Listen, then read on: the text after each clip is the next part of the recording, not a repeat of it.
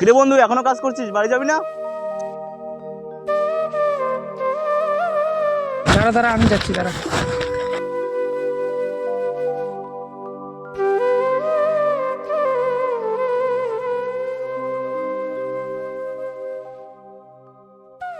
কিরে, তোরা কোথায় যাচ্ছিস? আমরা বাড়িতে যাচ্ছি, তোকে যা আগে বললাম। আজকে বাড়ি যাবি? হ্যাঁ।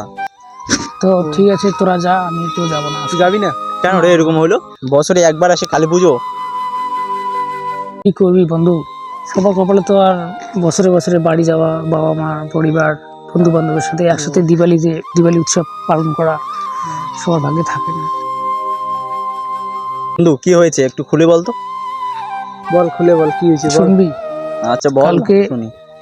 কালকে রাত্রে কাজ থেকে যাওয়ার পরে আমি বাড়িতে ফোন করেছিলাম। হ্যাঁ আচ্ছা। তারপরে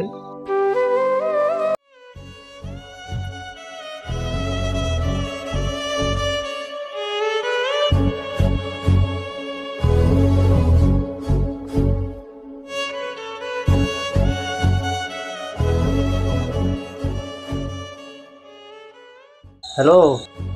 হ্যালো বাবা, এবার দিওয়ালিতে আমি বাড়ি যেতে যাচ্ছি।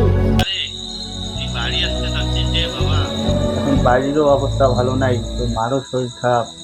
তুই একটা কাজ কর না, তুই আমাকে কিছু টাকা দিয়ে পাঠা। এখন তোকে বাড়ি আসতে হবে না, আমার সমস্যাগুলো দূর হোক, তারপর তুই বাড়ি যা। সকাল বেলার ধনী রে তুই ফকির সন্ধ্যা বেলা। এবছর আমার আর হবে না। ঠিক আছে, ভালো থাকিস। আগামী বছর দেখা হবে। ঠিক আছে। আচ্ছা ঠিক আছে।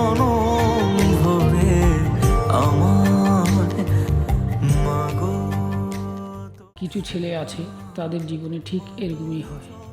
সারা বছর কাজ করে যখন কালী পুজোতে বাড়ি যেতে চায়, তখন ঠিক এরকমই সমস্যা হয়। তাই এটা নিয়ে আমাদের ভিডিও বানানো। যদি ভিডিওটা একটু ভালো লাগে তাহলে শেয়ার করে দেবেন প্লিজ।